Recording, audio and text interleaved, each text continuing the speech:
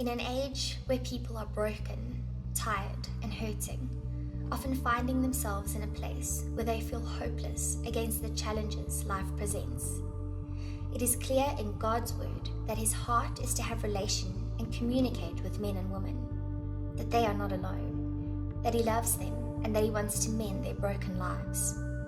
My Story ministry focuses on bringing hope to the hopeless and healing to those who feel emotionally crushed by the affliction the world has imposed upon them. By using the testimonies and stories of people who endured and overcame their challenges through God's grace and mercy, by giving the voice of mass media to these testimonies.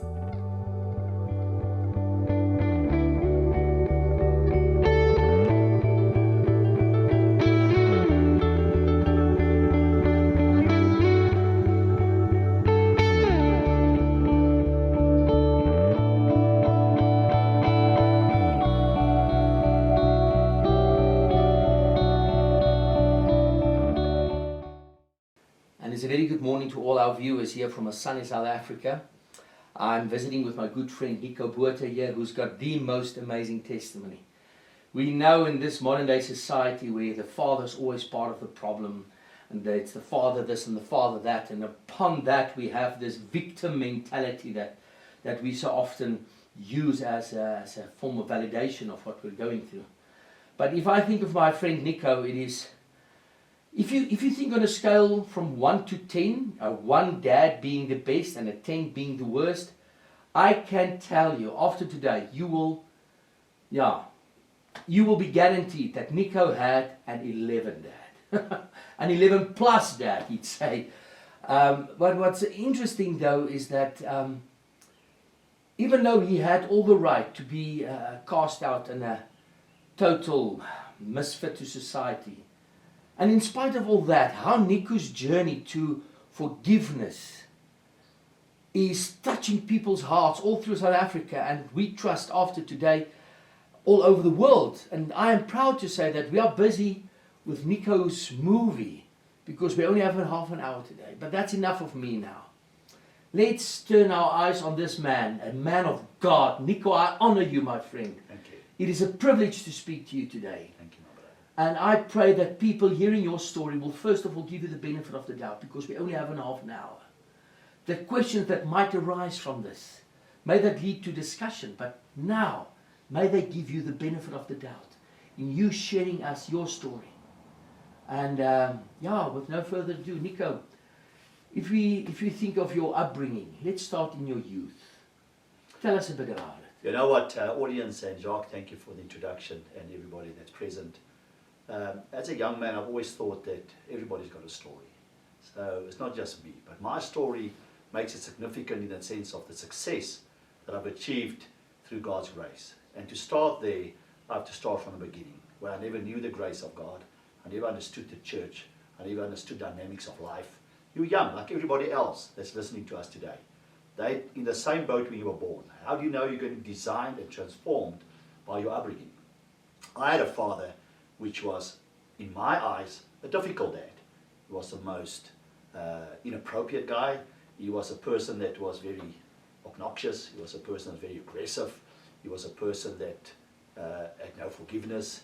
That a person that the way I looked at him as a young boy didn't comply to all the rules and regulations when I looked at my peers and my other friends' dads, how they conducted themselves.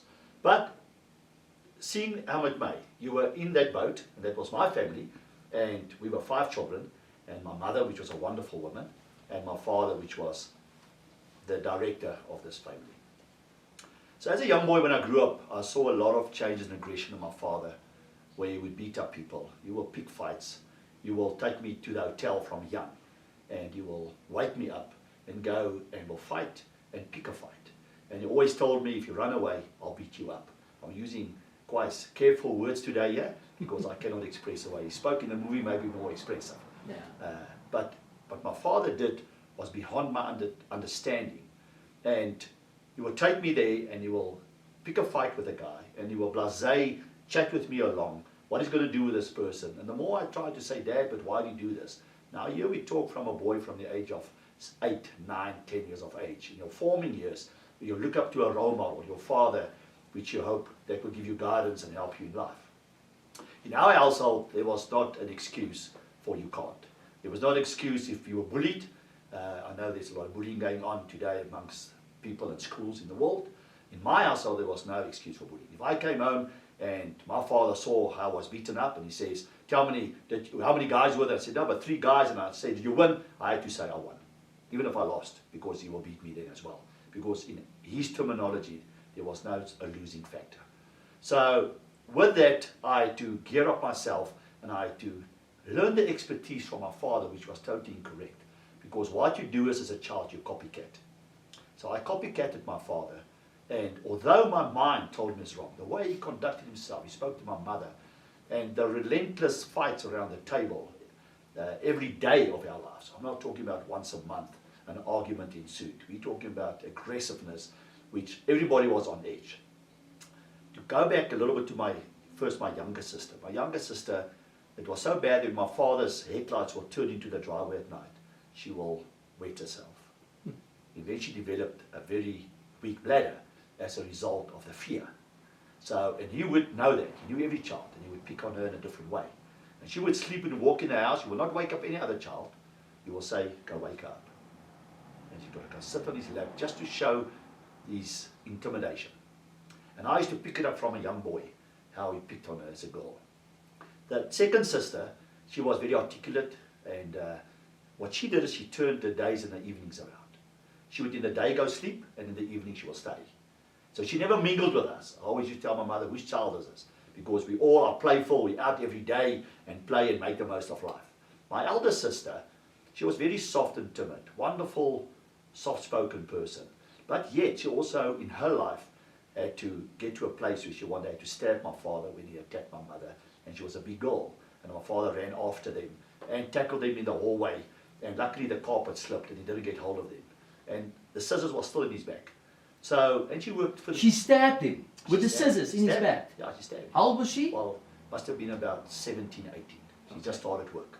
So, each child had a different thing. The youngest brother was the apple of the eye of my father. Yeah. He got away with murder, I always said. But it never worried me. He was 5 years younger than me. And we actually protected him. We have decided he will not go through it. But yet my father never felt threatened by him. But my father never wanted me. Because he once said to me, no, you weren't conceived by love. You were conceived only of pure lust. So my father and I had no repertoire. We had just no understanding. But he would pick on me. I had to do all the hard work. I had to polish the floors, do the windowsills, make the fire, polish the cars, do the garden. And you will have to take a piece of gut and line up the garden. Those years you had cement and you had grass in the center. And you had to measure the distances with a spade. There was no weed eaters and other technology of those years. So when you walk in that yard and everything was out of line, and every Sunday you would do inspection, then you know everybody gets hiding. And if nobody quickly can answer, he rounds up all 5 children and beat us. And many times I would put on my hand and say, it's me, because I got so used to hiding. Eventually I would take my brother or my sister's hiding, just to, it's blasé. And you told me he would tell you to pick a branch, a lat in Afrikaans? Yes. What he will do is he will say, go pick me a rod, which you cut from a branch. And then he would give me his pocket knife, and then I came back and I have to stand there and measure, what is justifiable. And then I left a pump outside. Well, I pumped the soccer ball and I left it on the grass. Not I broke a window. It's nothing severe. I didn't kill somebody. And I would try and justify maybe a little rod, so thick and so thick. And I would bring it. I had to bring 3. Then I would bring it, and he was fuming because he says, why so little? So he took that. And he beat me with that, and when it was all broken to a short piece like this, he went out and he came back with rods this thick. And he would take me by my feet and lift me up, and he would beat me till I wet and whatever else came with it. Yeah, and you soiled your pants. I soiled my pants. And then he would drop you into it and say, clean it. So my sister, younger sister myself, used to treat us like that because I always protected her. So with that upbringing, eventually you have to change inside. It changes your dynamics because you're between hate and love. And yet my mother was a wonderful, loving person. And he would beat her up. He will stab her with knives. He will beat her. He will hit her with a fist right over the bed. He would, one night, he nearly killed her. He would take one of the axe and chop her up in pieces while even my mother-in-law was there. and I was a young boy about 5 years of age when this happened. And all I did is I prayed, Our Father which art in heaven. That's all I knew. And those years we were in a normal church. I'm not going to use names for not being derogative to other churches, because it's not about a church. But they were never role models. They never went to church. They never shared what was going on. So we just grew up. So as I grew older, I went to a certain church, and eventually I would bunk every Sunday. I would bunk church, because I didn't understand this loving God and this hating Father, and we in the center, and we're not that bad. And my father, we were not the lowest of people and underprivileged in the sense of being poor. We were poor because my father was a compulsive gambler. Every Saturday he would take all the money, he played horses, and he would gamble all the money out. So then what happened was, now I'm going into my teens. My teens was terrible, because my father then eventually would take me to women that he had, and I had to, while he had relationships with them, I had to sleep next to the beds, and I had to hear what they were doing. And he would make sure that I hear. So not once, not twice. He will just disappear for the weekend, and my mother would wonder where we are.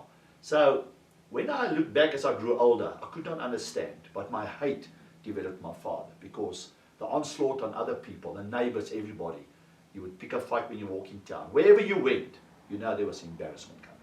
So in my teens I battled, because now I hated my father. With that came where the house was sold from under us. We sat on the street, a mother and 5 children. He disappeared, which he often did.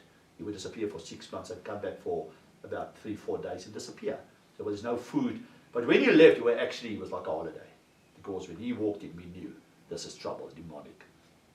So in my teens, like I say, I became more aggressive towards my father, because now I felt I could defend myself. And I always said, I just want to get to a big man. Yes, Nico, just tell me the neighbors. Your dad moved how often did you move? Why didn't the neighbors, when this was happening, why didn't they intervene? They feared my dad. They absolutely feared my father. My father had the fear of Satan into everybody, because my father was not normal. Now that I'm a grown-up man today, and I understand the dynamics of spirituality, I understand demonic movement, and I understand when people are really saved by God, because when God changed my life. But I'm going to go there now, how my life transformed.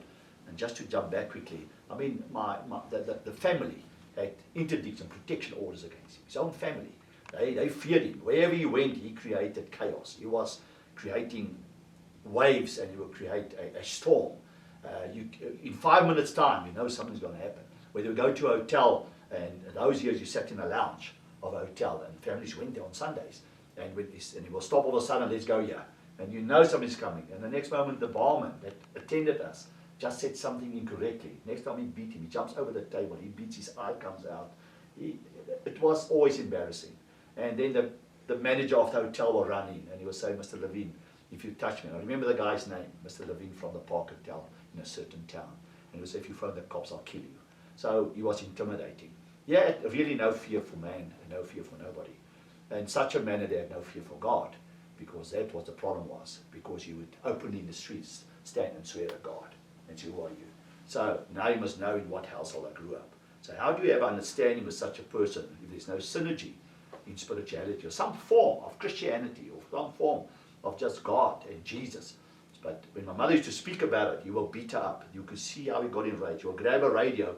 Now those years, we had a previous interview with us where Mom listened to the first transport radio broadcast when she was there at the station. Wow. And she could tell them what happened in 1971, and then we will grab that radio, the pilot radio, and we will smash it into the ground. She will patch it up with sellotape and masking tape and what tape, and it will work. Lo and behold, it worked. She got a reception. Miracle. And as a young boy, I witnessed this. A mother that got saved and found God, and this father that's totally the opposite of this. And he hated when she spoke about Christ. There was days that you will come to her with such anger and venom, and you could see it in his eyes, and you know today she's going to die, that she will just put up her hands up in the air while he beats her, and she says, you can't kill me, I'm going to heaven. And he couldn't take that. My mother was relentless. She was fearless. She stood in God. Now I had 2 worlds that I observed, and I wanted to serve God, but yet where's this God my mom speak about? So she will often take me with to sessions and so on. But in any case, otherwise I haven't got time and I need to share quickly. But what's important, the hate for my father became a major problem. And my desire became that I want to kill my father. My greatest ambition became that I'm going to kill my father. Because I used to bring the police, he beat them up, he brought anybody, everybody feared him. And if I can just grow up and get to a man, that the little boy became a man, I know what I can do. Remember, I know all his tricks. I know everything that he could do. I'm a copycat, so I knew exactly how to combat him. So, and he started picking it up, and now and then he would just say, oh, I see you do this and this, then he will beat me. Hit me with a fist. And he would say, come box, box, box, come box. And my mom said, leave the child in the kitchen. And I'll never forget this one incident where in the kitchen he started. I said, Dad, leave it. And I don't want to talk about me, but I was super fast. I had super talents in my life, which was never explored because my father never viewed it. But I was super fast. I could really sit and catch a fly out there like this because we had no toys, so you kept yourself busy with other things. But I never knew the talents. And I knew what I could do with my father. And he came and he attacked me. My father was Western Transvaal champion boxer in his days. So with that background and a super talented guy, fast and fearless, remember, you had the Jackie Chan movies make where they beat 3 guys. My father, I saw with my own eyes, took out 3 guys. My own eyes from those years. Yeah. So I knew he was not the average guy on the block. And everybody knew it. But he came that day in the kitchen, he addressed me. I said, come. I said, Dad, leave. The next one I said, come. And I stood. And one shot I hit him through the fist. And I hit him on the nose and the blood squirted out. And he never thought that would happen. Wow. And he pushed me into a corner and he beat me. And he beat me. And he beat me till my mother intervened and said, you asked for it. Now look what you do. You're a bad loser. In any case, and then you go back and wonder why your father did it. So my father was always humiliating factors, which I cannot disclose here now. And I wouldn't like to disclose, even private things. As I grew up, always humiliated me. You think you're a man if you can do this. If you're a man, you can do that. She always challenged me. But in any case, the hate was so bad that when my father left and he put us on the street, the humiliation that I experienced, because I was never really a child. I always had to protect the family. And from young, I worked at the rugby stadiums, and I went and sold cold drinks and chips. 4:15 I was there. You got a basket, and if you're not there, you didn't get one. And late at night, I would run home. I was 12 years of age because I just 12, 13 because I just got Eastern Transvaal colours for rugby, and barefoot. I had no shoes, and that night I brought home 950 for my mom to buy food. So all these things was very, very important for me. I took over the manhood of the house to protect. So, but I wasn't supposed to be like that. And late in my years, all my friends were always 10 years older than me. I could never associate with people at my age because I was too advanced. I always to think in a mature level for grown-ups. So when my father left us and we sat on the street, my mom started looking around for a place. And you asked me earlier one day I asked my mom, Mom, how many times did we move in life? And I think in the first 14, 15 years of my life, 25 times. You would never make friends. We were there 6 months and leave. You beat up somebody, 3 months and leave. Yeah. All over the country, because that's who he was. He would start working for a job, and he works the maximum 3 months, he beat up somebody.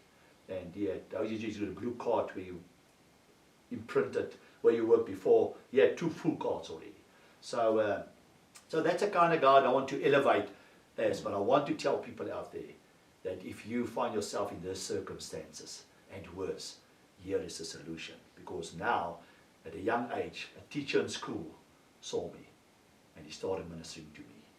And one day I went to a church service with him. He came and fetched me. I haven't got all the details behind it to tell you how we got there, which is imperative, but I haven't got the time. So, but I got saved that night. And that very night, I was still going to a party, and we already lined up for the weekend what we were doing. And God saved me that night. And when I sat there, and I realized that Jesus do love me, because I felt I was beyond it, that God could not save me. And I sat right in the back of the church. I'll never forget. I've never heard people clap hands and that. And I thought, what's going on? And as I sat there, I thought, Lord, let me just sit here at the back. If something goes wrong here, let me run out. Because I've heard these people, they put out the lights and they catch doves and pigeons or whatever. You know, people had stories those years. Yeah. You know? So I sat in the back, and this person preached the word. And I'll never forget, he drew a cross. And the cross, across this breach that he put, that was a road to salvation. And in the bottom of this cliff below was the flames and the fire. The people that fell in there that never chose to use the cross to go to the other side with the grace of Jesus. And the drawing fascinated me, and it gripped me. And the preacher man then asked, who would like to give their life to God? And I said, Lord, please let this guy now do it. And we sat, everybody's heads were bowed.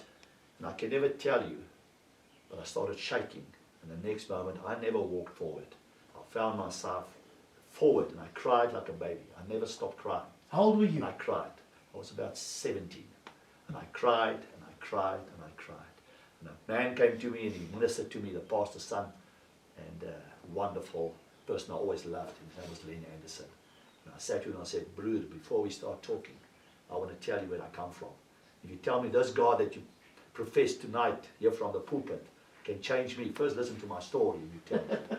And that guy sat about an hour with me and took me through the word of salvation. It made such an impact on my life. There was no rush. You could see it cared, and it changed my life around. From that day on, I started serving God. I turned my back on everything behind me. My friends couldn't understand it. The girls I used to go around with couldn't understand it. Nobody could understand it. When people fight in the house, where I was normally part of the fight, because that's how you grew up, I would say, hey, peace, hey, no more fighting. My mom looked at me, what now? I said, this will not fight anymore in this house. It stops here. So what happened? And I battled about 3 days to tell my mom. And one night I waited for her at the gate as she came from work. I said, I want to tell you, I found Jesus Christ as my Savior. My mom prayed for me all these years, and my life changed radically through the grace of God. And the message is for that. But even getting saved, Jacques had a lot of problems because I still had the hate for my father. Yes. Because he disappeared. So, and how do I deal with that? When you hope out of mind, out of sight, that helps. That doesn't help. And I had opportunity later years, through a lot of things that transpired here, which I had to start dealing with forgiveness. And the forgiveness, I don't know how to get there. I don't know how to deal with it because I'm not guilty. And in this process of my life, finding God, a lot of things happened. And some of the worst things that happened, our kids got killed in a car accident in 1997. And I could not understand this. My wife stopped living immediately. She died. She said, lock me up. I don't want to live anymore. So I could not understand how you can come to this decision. And prior to this, my father was already booked into a mental institute where he was certified demented.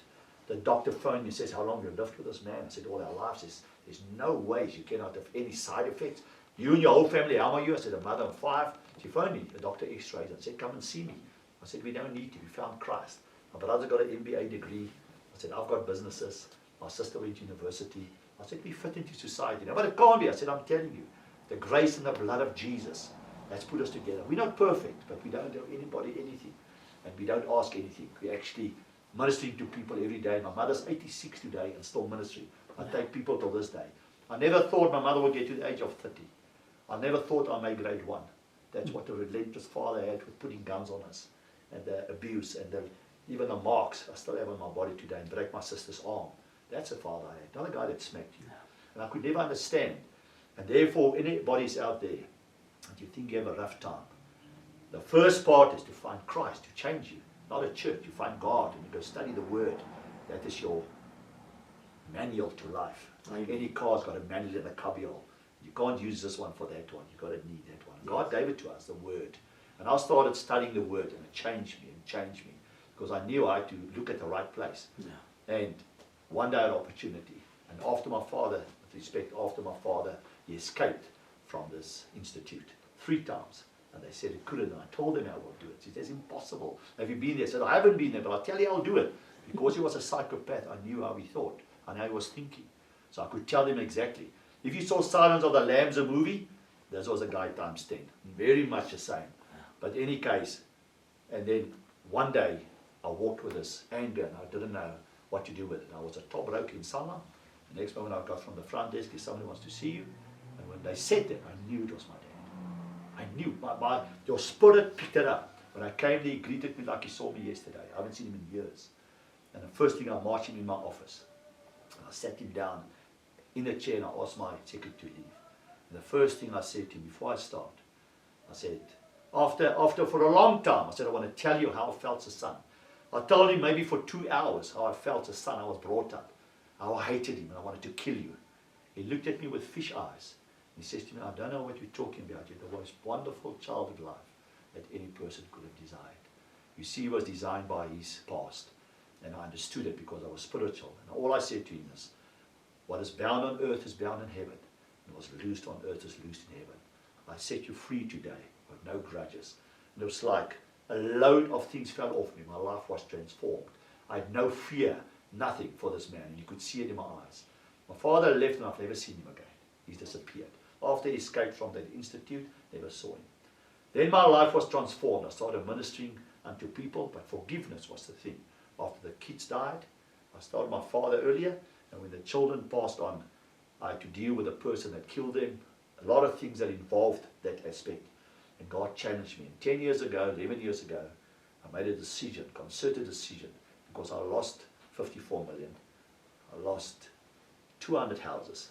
I lost 7 companies. I sat and I lived with my sister in a 3x2 room on a single bed mattress when I had 6 bedrooms and 6 bathroom properties. And my clothes in a plastic bag. In the morning they took me to a denomination. God started changing me. God challenged me to go back to the church. I went back to the church. At that time I said, Lord, how can I go to the church? Hypocrites, for 11 years I've been lost because I backslid. And God said to me, okay, for a short time sit with the hypocrites in church, or you can burn with them in hell forever as well, because you're a hypocrite. I said, Lord, forgive me about my arrogance. And I came back to God, and I started understanding it's between God and you. And God said to me, don't worry about the other people, because you tend to say, but you know, I'm not alone in the boat here. I didn't start this. Somebody put this in motion, whether it's a family member, whether it's a business deal, whether it's a church, whether it's somebody that hurt you. Sometimes we're sensitive, and I understood forgiveness in a different way.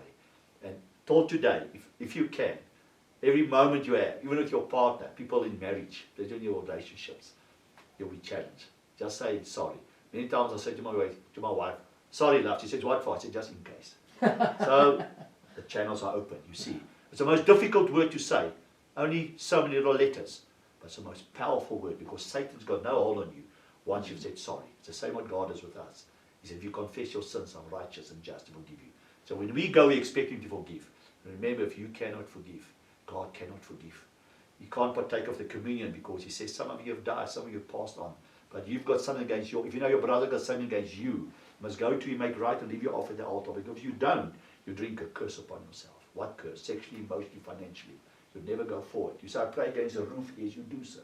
And once you've done forgiveness, God reinstates you. Only he can reinstate you, no man. And once you do that, your life will be transformed again, and you'll be a witness and a testimony unto power, and a role model to your family and to people around you. Amen. Nico, what a privilege.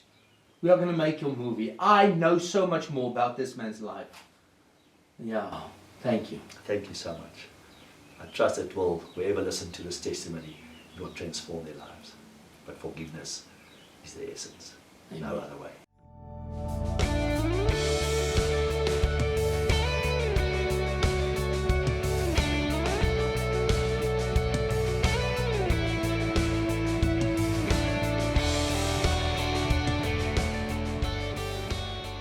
The heart of the ministry is to give a story a voice, a powerful and far-reaching voice that many will hear and receive hope by hearing a testimony. A story expressing the love, compassion, and character of our Lord Jesus has the power to mend and heal the broken.